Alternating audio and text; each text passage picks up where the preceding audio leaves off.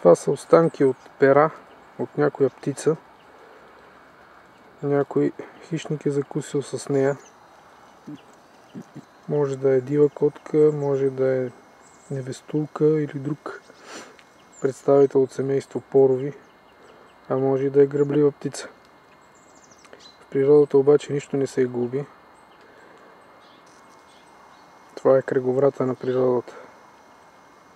С хищника, който е закусил с тая птица, ще се нахрани някой по-силен от него хищник.